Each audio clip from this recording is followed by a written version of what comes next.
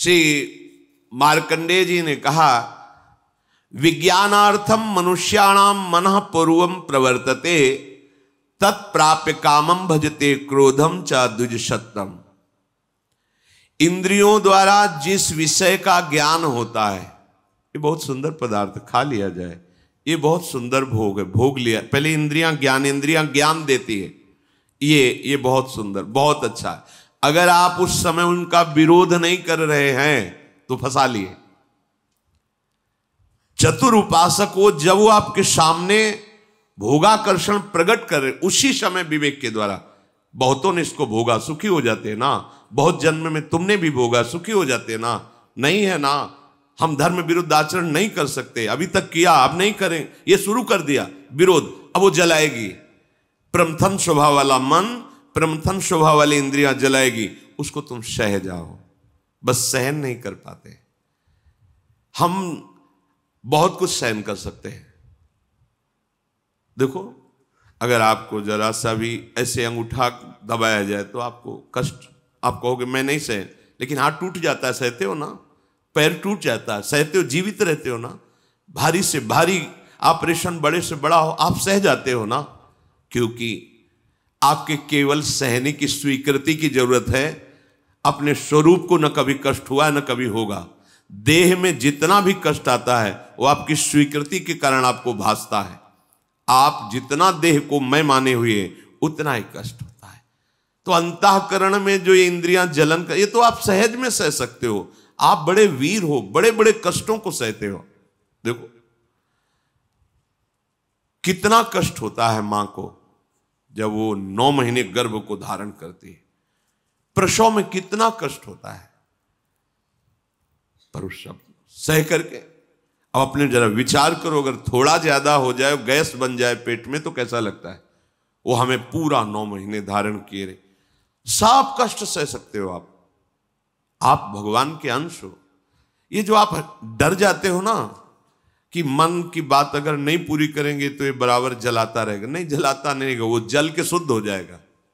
अगर मैंने अपने मन और इंद्रियों की बात नहीं की तो मैं जी नहीं पाऊंगा, ये केवल डरा रहा है, तुम जी नहीं, अमर हो जाओगे अगर ये बात तुम स्वीकार कर लो कि तेरे प्रेरित किए हुए गलत मार्ग में मैं नहीं चलूंगा।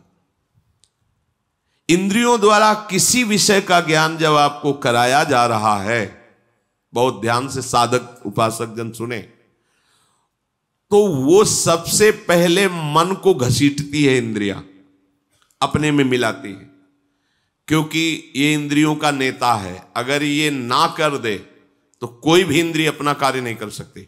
जैसे मन किसी विषय में गाढ़ मनन कर रहा है, कई बार हमने देखा है, आप क्या बोल रहे हो, बात हो गई, सब हो गई, बाद में आपने पूछा कि आपने तो हाँ कह दिया था, नहीं हमें पता नहीं कि हमने हाँ कहा। और देखो, जब तुम्हें हाँ करवाना हो तो 3-4 बार हमसे बोलो कि आप सुन रहे हो ना, सुन रहे हो ना, और जब फिर हम हाँ कहें तब हाँ मानना, पहली बात में हाँ मत मान लेना, क्योंकि अब हाँ ठीक है ऐसा क्या। तो देखा गया कि अगर मन कहीं लगा हुआ है तो इंद्रियां भी नहीं पकड़ पाती कि आप क्या बोल रहे हैं, कौन आया, कैसे है, वो हो रहा है सब, पर पकड़ में नहीं आएगा, वो स्मृति में नहीं आएगा। अगर मन अपने साथ हो जाए तो इंद्रियां कुछ नहीं बिगाड़ सकती। पर क्या होता है, विषय का ज्ञान कराने वाली इंद्रियां सबसे पहले मन को अपने में घसीटती। जहां अपने मन में इंद्रियों की प्रियता विषय भोगों में, और वो तीनों एक हुए, और अगर बुद्धि में विवेक नहीं है तो मन तत्काल बुद्धि को अपने अधीन कर लेता है। इस कहने में बहुत देर लग गई, अधीन करने में नहीं लगता। और जहां बुद्धि अधीन हुई तो उस विषय में राग या द्वेष हो जाएगा। प्रतिकूल है तो द्वेष हो जाएगा, अनुकूल है तो राग हो जाएगा। दोनों में जलन होती है। राग में जो हर्ष होता है वो शोक में परिणित हो जाएगा। अगर राग का हर्ष स्वीकार न हो तो शोक छू नहीं सकता। यह अध्यात्म है।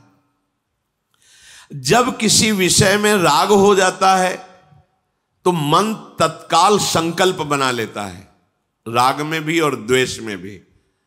ठीक है, भोगोगे अब तुम।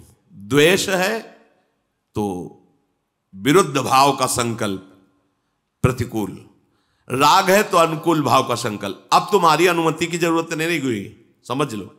जहां इंद्रियां विषय में आसक्त हुई, मन को अपने में मिलाया, मन ने बुद्धि को घसीटा, तहां तत्काल संकल्प बनाएगा। और जहां संकल्प बना तो तुम अब क्रिया को नहीं रोक सकते, क्रिया हो जाएगी। क्रिया आरंभ हुई कि अभीष्ट उसका फल तुम्हें भोगना पड़ेगा। अभीष्ट उसका परिणाम, अशुभ शुभ जैसी क्रिया बन रही है उसका फल भोगना पड़ेगा। इसके कहने का क्या तात्पर्य? आप पहली ही दशा में रोक सकते हो।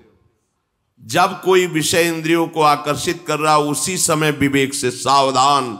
जो सत्संग में सुना है, जो शास्त्रों में, कई बार हमने कहा है कि आप लोग कुछ सत्संग चयन करके रखो, जो मन पर कहे गए हैं, जो इंद्रियों पर कहे गए हैं, जो वैराग्य प्रकरण में कहे गए हैं, जो धर्म युक्त। तो जहां मन आपका, तो तुरंत उस सत्संग को दोबारा सुनो।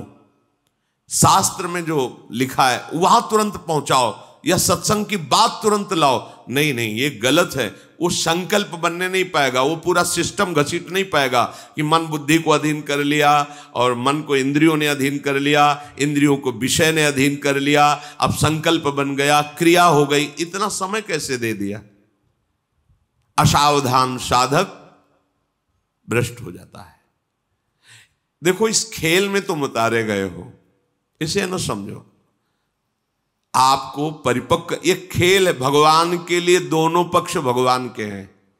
जैसे मान लो दो प्रदेशों से कबड्डी का खेल हो रहा, बोले एक तरफ उत्तर प्रदेश, एक पर अमुक प्रदेश है, तो है किसका? भारत सरकार का ही तो दोनों प्रदेश है, दोनों भारत सरकार के ही हैं। पर उसमें एक विजयी होगा, एक का सम्मान होगा, और एक पराजित होगा। वो अपने हृदय में निरुत्साहित भी हो सकता है, पर है वो दोनों सरकारी। ऐसे ही माया और भक्ति, ये दो का पक्ष है। भगवान की ही भक्ति और भगवान की ही माया है। अब आपको भेजा गया कि दो पक्ष में चयन करो, खेल होगा, होगा पक्का होगा। अब कुछ तो भक्ति पक्ष में आ गए और बहुत ज्यादा मात्रा में माया पक्ष में चले गए। अब उसका पक्ष का जो प्रभाव है वो तो पड़ेगा, भक्ति के प्रभाव का पक्ष पड़ेगा, पर दोनों पक्षों को एक दूसरे में जाना होता है। ऐसा नहीं कि अभक्त कभी भक्त संयोग ही नहीं प्राप्त करते, पर वो भक्त उपदेश नहीं स्वीकार करते, नहीं वो भक्त न रह जाए। इस माया के पक्ष में जब भक्त जाए, तो जाने का मतलब पैरों से चलना नहीं है, या मन और इंद्रियों का बात। जब हमारा कोई भोग आकर्षण हो रहा है, कोई प्रपंच में राग द्वेष वृत्ति जा रही है, उस समय बिल्कुल होश में, क्योंकि अब आप बोलने जा रहे हो कबड्डी कबड्डी, वो आप पकड़ के तुम्हें पछाड़ दिया जाएगा। जहां विषय बिल्कुल सावधान, द्वैक्षर आपकी जिब्या, राधा राधा अंदर हो, सावधान। कौन पकड़ रहा है? काम क्रोध लोभ मोह मद मत्सर, कौन आक्रमण कर रहा है? बस अब बच जाओगे, जीत जाओगे। अरे हमें तो कोई पकड़ ही नहीं सकता। अब यहां पकड़ाने के लिए जाते हैं, बचने के लिए थोड़ी जाते हैं। जब विषय आकर्षण हो जाता है तो हम बचना थोड़ी चाहते हैं। देखो ना, हम तो अपने को वहां फंसाना चाहते हैं। विषय सेवन जहां हुआ, अब संकल्प बना, क्रिया हुई, अब विषय सेवन का परिणाम बता रहे। विषय सेवन जहां हुआ तो उत्कृष्ट माने सबसे ज्यादा आसक्ति पैदा हो गई। अब मैं इसके बिना जी नहीं सकता या जी नहीं सकती, ये बात आ गई। देखो, परम स्वतंत्र भगवान का अंश इंद्री के विषय में इतना फंस गया कि वो ये कहने लगा कि अब मैं इसके बिना जी नहीं सकता। देखो चमत्कार राग का, देखो आसक्ति का। 20-21 वर्ष बच्चा बच्ची को माता पिता अपने प्राणों से अधिक प्यार किए, वो एक इंद्री के विषय ने, जनेंद्री के विषय ने आकर्षण कर लिया, तो 21 साल का प्रेम सेवा सम्मान प्रीता सब में आग लगा के भागे। लौट कर नहीं देखा कि मेरे स्वजनों को मेरे विरह में कितना दुख हो रहा होगा, नहीं देखा। एक इंद्री के विषय ने धर्म मर्यादा प्रेम सब मिट्टी में मिला दिया, एक इंद्री का विषय।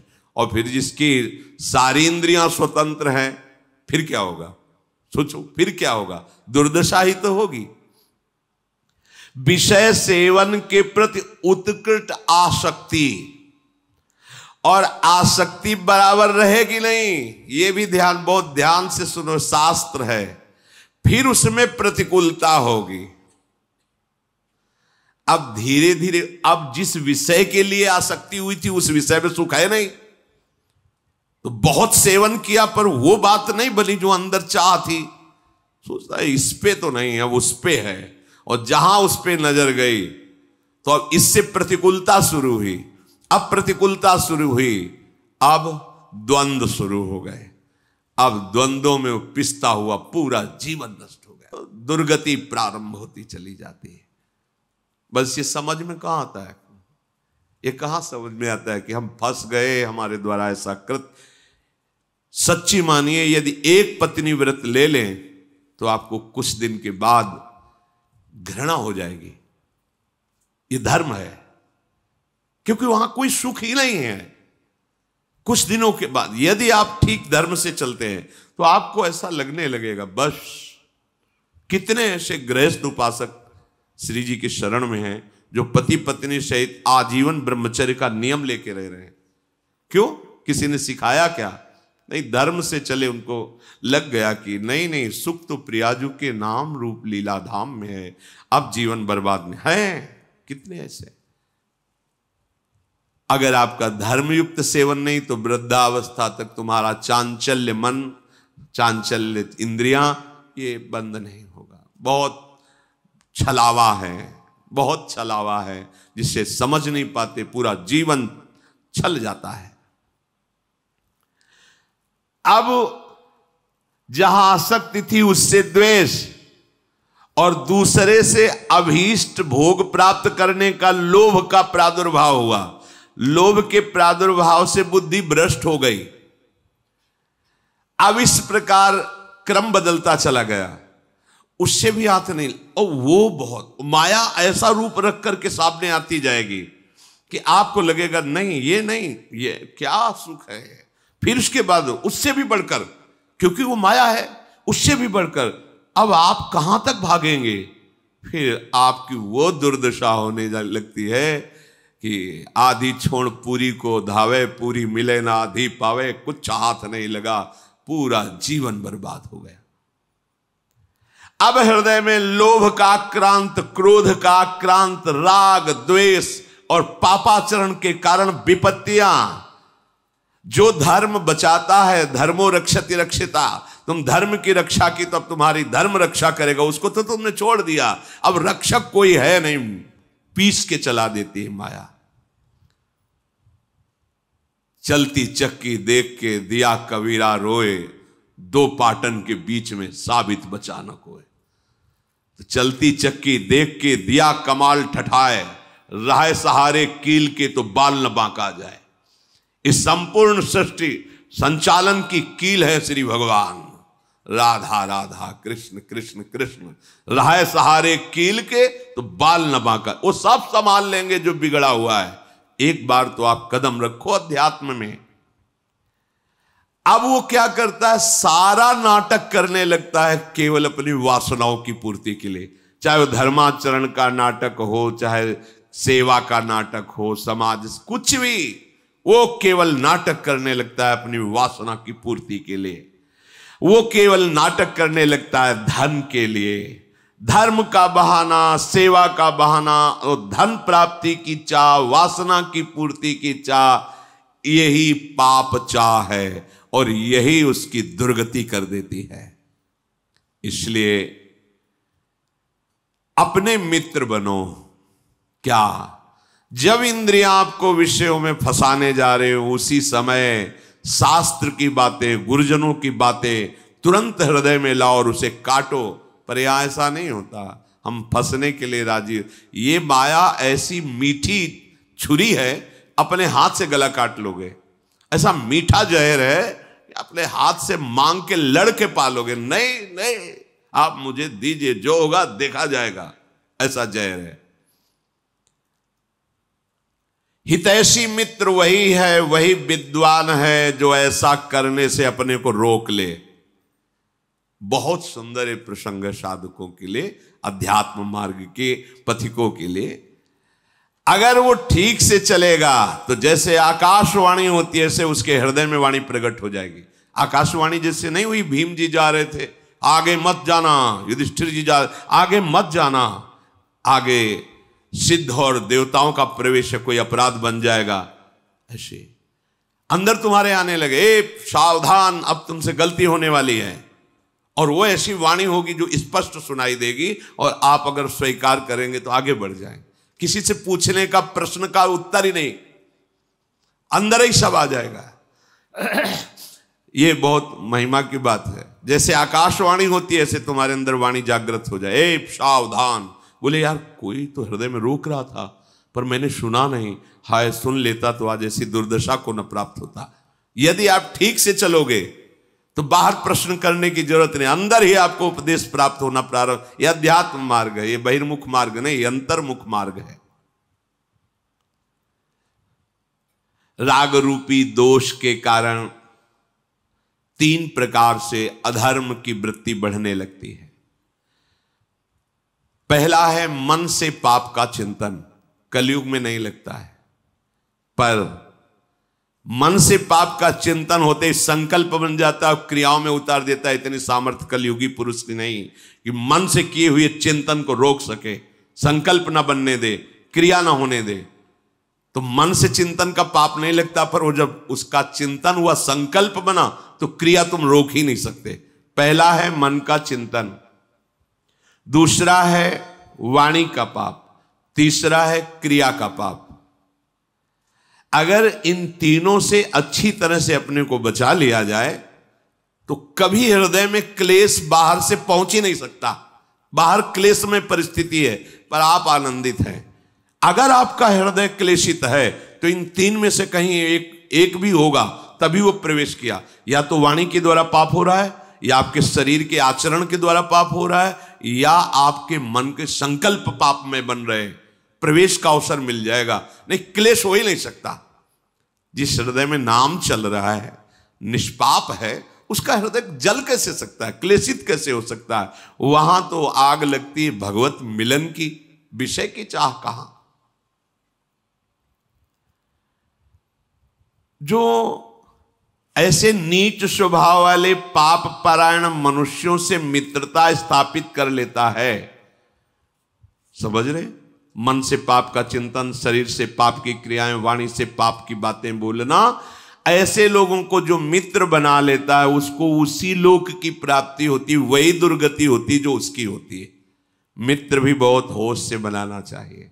जाके प्रिय न राम बैदेही तजिए ताहि कोटि बैरी सम यद्यपि परम स्नेही। मुझे पापाचरण में लगा रहे हो अपनी मित्रता की दुहाई देकर, ऐसा मित्र हो ही नहीं सकता। मित्र तो वो होता है जो कुपथ निवार सुपंथ चलावा, गंदे मार्ग से हटा के अच्छे मार्ग में चलाए, उसे मित्र कहते। वो तो शत्रु है, अपने को मित्र घोषित करके हमारा पतन कराना चाहता है। जो मनुष्य पापात्मा होता है उसे धर्म की प्राप्ति नहीं होती, अर्थात उसे सुख की प्राप्ति नहीं होती, अर्थात उसे बार बार विपत्तियां, दुख और पराजय ही मिलती है। बार बार प्रश्न होता है कि प्रयास करने पर मैं सफल क्यों नहीं हो पाता? क्योंकि कोई टांग खींच रहा है तुम्हारी, ऊपर चढ़ने नहीं दे रहा। कौन है वो? तुम्हारा किया हुआ पाप कर्म तुम्हें आगे नहीं बढ़ने दे रहा। ये तो आप अच्छे से समझ लो, खूब हृदय के अनुभव की बात करते हैं। जहां गलती होगी तो तुम शरणागत हो, तुम्हें आगे जन्म में नहीं भुगतना है, अभी भुगतना है। क्योंकि कैसे भी हो तो श्री जी के ना, आप देख लेना, अगर गलती करोगे तो इसी, अब आगे के लिए तो नहीं, क्योंकि बहुत कृपा है, वो तो विश्वास करो। शरणागत हो, जैसे भी हो, मेरी महारानी जो नेक हो न रिस्कहूं, भूली हूं न हो सकी, स्वभाव है। पर मेरे प्रीतम का जो विधान है तुरंत भोगना होगा, तुरंत। ये जो पापाचारियों को तुरंत भोगना नहीं होता ना, क्योंकि इनको बहुत भोगना है। शरणागत को तुरंत उसका दंड मिलेगा, 2, 4, 6 दिन में, 10 दिन में देख लेना। अगर थोड़ी भी गलती हुई है तो आपको झुकना पड़ेगा, आपको जलना पड़ेगा, आपको रोना पड़ेगा, आपको कष्ट भोगना पड़ेगा तुरंत, क्योंकि वो ब्याज सहित आगे नहीं मिलना है। तुम शरणागत हो, तुरंत हिसाब होगा। पर जो पापाचारी जन होते हैं, वो जब पापाचरण करते हैं तो उनको तुरंत पुण्य लगा दिया जाता है उनके साथ। अब उनको लगता है कि मेरे पाप का कोई परिणाम तो मिल नहीं रहा, बड़ी मस्ती है, पर वो जान नहीं रहे कि जिससे मस्ती आ रही वो तो खत्म हो रहा है। अब जो हमने नई फसल बोई, पुराना जो पाप है जब मिलेगा तो मस्ती की क्या बात, श्वास लेने लायक नहीं रह जाओगे। बहुत सावधान। उपासक को चाहिए कि जिन सुखों को तुम भोगों में ढूंढ रहे हो वो वहां नहीं है, वो तुम्हारे अंदर है। सुख राशि तुम्हारा स्वरूप है। आनंद सिंधु भगवान तुम्हारे हृदय में बैठे, तभी विश्राम मिलेगा। मान लो अगर ये बात तुम्हारी अभी समझ में नहीं आ रही तो मान के चलोगे तो समझ में आ जाएगी। सबके भीतर महासुख है, बाहर नहीं है। हम सब बाहर ढूंढ रहे हैं, आज तक कोई सुखी नहीं हुआ। लौटो, अंदर लौटो। सर्वात्मना न विसृजेत बहिरिंद्रियाणि एकश्चरण चित्त मनंत ही से। अपने चित्त को अनंत महिमा वाले प्रभु के नाम में लगा दो, उनकी लीला कथा में, उनकी सेवा में सत्कार्य करते, अभी आनंद आ जाएगा। अभी आनंद की पहचान ही आप नहीं जानते। तुम्हारी बुद्धि पवित्र हो जाएगी, तुम सूक्ष्म हो जाओगे, तुम्हारे सामने तत्व होगा, ये सृष्टि नहीं होगी। तभी तुम महात्मा कहे जाओगे। महात्मा उसी के आगे लगता है सर्व रूपों में अपने प्रभु का साक्षात्कार कर लेता है। वासुदेवा स्वरमिति समहात्मा सुदुर्लभा। वो दुर्लभ महात्मा है जो सब जगह अपने प्रभु का दर्शन करता है। चित्तस्य ही प्रसादेन हंति कर्म शुभाशुभम प्रसन्नात्मात्मनि स्थित्वा सुख मानन मश्नुते। जब तुम्हारा चित्त प्रसन्न हो जाएगा, सबसे बड़ी उपलब्धि हुई। चित्तस्य ही प्रसादेन, आनंद से लबालब हो रहा है चित्त। क्यों? क्योंकि आनंद का चिंतन हो रहा है। आनंद कौन है? प्रभु।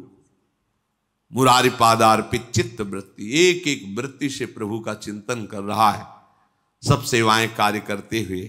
प्रसादेन, एकदम आनंद, प्रसन्नता। अगर चित्त ही प्रसन्न नहीं है तो समस्त शुभ कर्मों का फल जो सुख आया है लौकिक, वो जलाता रहेगा, तुम्हें सुख नहीं भोगने को मिलेगा। बहुत समझिए, चित्त प्रसन्न है तो आपके पास कुछ ना होते हुए भी आप बादशाह हैं, और चित्त जल रहा है तो सब कुछ होते हुए भी आप अभागी हैं। क्योंकि जो सुख चाहिए वो तो है नहीं, सब है, पर चित्त प्रसन्न नहीं है। चित्त कभी भोगों के संग्रह से या भोगने से प्रसन्न नहीं होता, हर्षित होता है, और हर्षित का परिणाम शोकित होता है। प्रसन्नता होती, ब्रह्मभूता प्रसन्नात्मा न शोचति न कांक्षति। जिसे तत्व का ज्ञान या भगवत साक्षात्कार हो जाता है, अखंड आनंद, परम प्रसन्नता। मान लो तो आनंद का अभी आप सोच भी नहीं सकते किसे आनंद कहते हैं। जिसका अंतःकरण हर समय प्रसन्न रहता है वो अक्षय महासुख को प्राप्त होता है। जैसे किसी को अच्छा अच्छा भोजन पवा दिया जाए खूब यहां तक, इसके बाद उसको खूब भोजन रखा जाए, ऐसी तृप्ति हो जाती है। ब्रह्मादिक के भोग सब विषम लागता है। अब उदाहरण उस आनंद का तो कोई है नहीं जोड़, तो कह रहे कि जैसे कोई खूब गले तक छक जाए, इसके बाद उसको कहो कि आधा लीटर खीर और पी लीजिए, थोड़ा गुलाब जामुन। ऐसे जब चित्त में भगवदानंद होता है तो ब्रह्मादिक के भोग भी उसे कैसे लगते हैं? विष के समान। अब और कछु न सुहाय जुगल सेवा सुख पगे। कुछ नहीं, अब कुछ नहीं, अब कछु नाथ न चाहिए। प्रभु अब कुछ नहीं चाहिए, बस अब कृत्य भयो। ये कब होगा? यही सुख है, अब पाए। वो क्या? चित्त का प्रभु के चिंतन में लगे रहना। कैसी होती है ऐसे चिंतन करने वाले की हृदय स्थिति?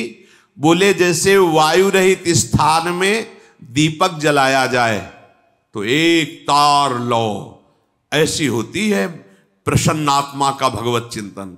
स्वाभाविक हर समय चल रहा है। ये न सोचे कि भावदेह की प्राप्ति हो जाएगी तो सब क्रियाएं बंद हो जाएंगी, फिर हमारा गृहस्थी का कार्य कैसे होगा? ऐसा नहीं है। आप देखो, हित सजनी के अवतार है महाप्रभु हरिवंश चंद्र जो अवतार है ना। गृहस्थी में जब तो 3 पुत्र 1 कन्या, पूरा सब भागवती को उपदेश, भागवती का व्यवहार। वहीं बनचंद महाप्रभु, कृष्णचंद महाप्रभु, गोपी नाथ महाप्रभु, ये तो महाप्रभु के पुत्र। साहब देवी एक बालिका भी थी और हित सजनी के अवतार है, तो उनको भाव प्राप्त करना है क्या? अच्छा, यहां जब वृंदावन नित्य सेवा श्री जी की प्रातः से शयन तक सेवा में कोई त्रुटि नहीं। आए हुए जनों को अब उपदेश भक्ति को कहो, जैसी विधि जाके चित रहो, लहो जो मनवांछित सफल। जैसी जैसी भक्ति सबके हृदय में सब हो रहा है ना। और है कौन वहां भाव थोड़ी प्राप्त कर, वो तो आए ही है भाव दान करने। तो ऐसा नहीं कि इस भाव को प्राप्त हुआ वो बोल नहीं पाएगा, वो चल नहीं पाएगा, वो क्रियाएं नहीं, ऐसा नहीं। ये अलौकिक सामर्थ्य होती है। दुर्वासा जी की स्थिति से भी बड़ी स्थिति अम्बरीश जी की है। कैसे प्रमाणित करो? तो दुर्वासा जी ने कृत्या पैदा करी, अम्बरीश जी एक कदम पीछे नहीं हटे, सुदर्शन खेद लिया तो त्रिभुवन में भागते घूमे दुर्वासा जी। स्थिति यहीं से देख लो। कृत्या भयंकर ज्वालामयी अम्बरीश जी को नष्ट करने के लिए दुर्वासा ने प्रकट की और दौड़ी दुर्वासा जी की प्रेरित होकर अम्बरीश जी की तरफ। ऐसे हाथ थे दुर्वासा की प्रणाम मुद्रा, एक कदम पीछे नहीं हटे। स्थिति देखो। और जे ही सुदर्शन चक्र ने कृत्या को नष्ट किया और दुर्वासा जी को दूर से ताप, तो पूरे त्रिभुवन में भागते गए, भागना पड़ा, खड़े नहीं रहे। अम्बरीश जी का क्या कार्य रुका हुआ है?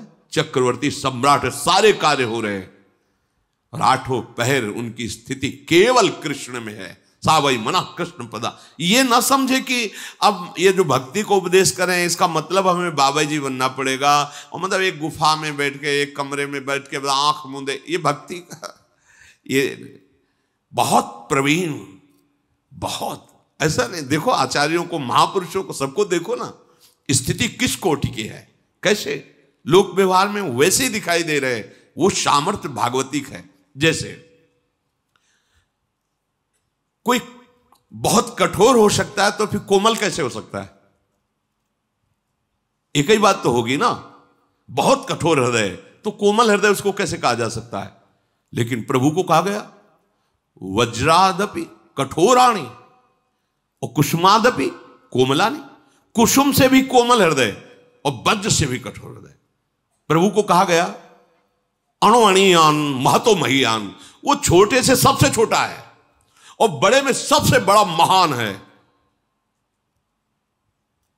जो सूक्ष्मदर्शी से जीव देखा जाए उसके हृदय में आराम से शयन कर रहा है मेरा गोविंद, और अनंत ब्रह्मांड एक रोमकूप में वास कर रहे हैं। दिखलावा ते माते अद्भुत रूप प्रचंड, रोम रोम प्रतिलागे कोटि कोटि ब्रह्मांड, अणुअणियान महतो महियान।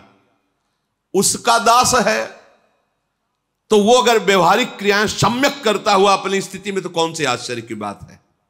क्योंकि सर्वाश्चर्य में प्रभु की आराधना है। ये न सोचे कि हम गृहस्थी में अगर हमको ऐसी कोई, एक ने पूछा था जब भगवत प्राप्ति हो जाएगी तो सोने को मिलेगा कि नहीं? सोने को मिलेगा नहीं, हमें तो डर लगता है भगवत प्राप्ति वाली बात सुन के कि मतलब पता नहीं क्या होता होगा। जैसे सोने में आनंद आता है, खाने पीने, ये सब चलेगा कि नहीं? मतलब भगवत प्राप्ति की स्थिति को समझ कैसे बताए?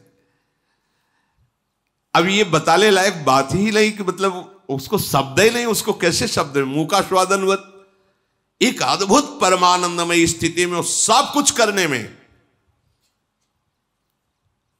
भाई जी के जीवन चरित्र में आया, प्रकाशित भी है, उसमें लिखा भी, जब भाई जी की पत्नी ने भाई जी की महिमा और सुनी, देखी सब, तो उन्होंने कहा आप तो भगवत प्राप्त हो गए,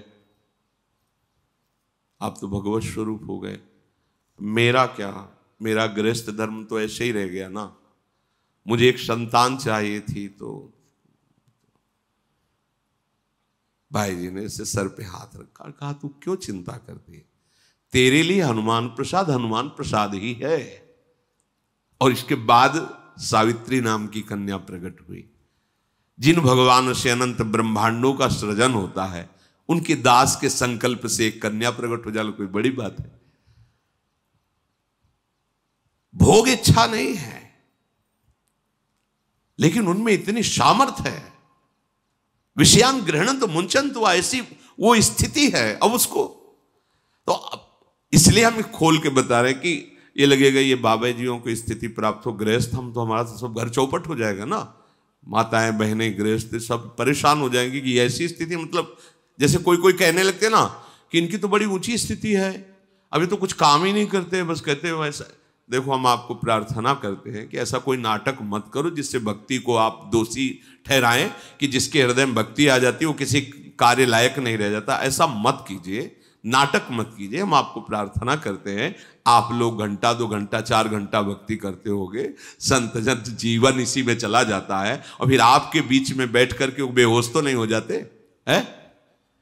आप ऐसा तो नहीं है कि कोई भी कार्य ऐसा हो रहा है क्या, या किसी भी बड़े महापुरुष बड़े बड़े संत हमारे भारत में हुए कि ऐसी भाई कोई नहीं? एक ज्ञान विज्ञान की अखंड धारा जागृत होती है, आनंद की अद्भुत धारा, उस धारा में डूबे हुए बिल्कुल व्यवहार वैसे। किसी भी महापुरुष के चरित्र पढ़ के देखो।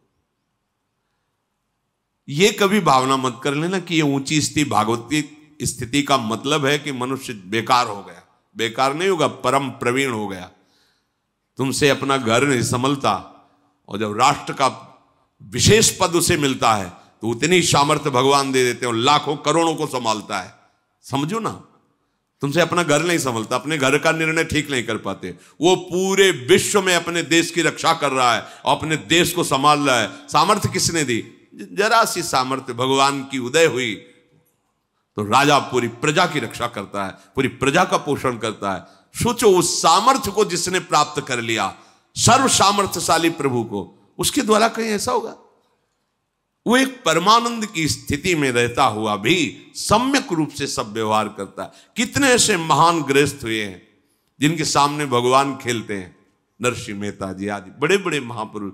क्या ऐसा हुआ कि वो पागल हो गए, वो बावरे हो गए? वो ये जो जैसे कभी कभी 1-2 आप लोगों ने बताया कि वो जब से सत्संग सुना कुछ दिन पहले से, अब उनकी स्थिति तो ऐसी कि घर का कोई काम काज नहीं तो सब परेशान है। भैया हम हाथ जोड़ के कहते हैं ऐसी कोई स्थिति नहीं होती, ऐसी स्थिति नाटक की होती है, ऐसा मत कीजिए। क्योंकि बड़े बड़े संतों के दर्शन किए हैं, वो अपनी सम्यक दिनचर्या रहती है, ऊंची स्थिति है, सम्यक दिनचर्या रहती। ऐसा नहीं होता कि घर वाले परेशान हैं कि पता नहीं कौन सा मतलब जादू चढ़ गया, ऐसा नहीं होता। या फिर 1-2 जैसे कभी वो झटके, और ये झटके मटके कुछ नहीं होते हैं, ये भगवत आनंद है। ये मतलब है ना, मूर्छित हो राधा मूर्छित हो गए ऐसे, अब वो पानी डाल रहे हैं, सब कोई चरण रज लगा रहा है, कोई चरण छू रहा है, ऐसा नहीं होता है। हाँ ऐसा होता है, वो एक अलौकिक स्थिति है। सच्चे मार्ग से चलो, स्थिति प्राप्त हो जाएगी। वो ऐसा मत करो जिससे तुम्हारा जो सौभाग्य उदय हुआ है वो नाटक में फंसकर नष्ट हो जाए। सही मार्ग का अवलंबन लो।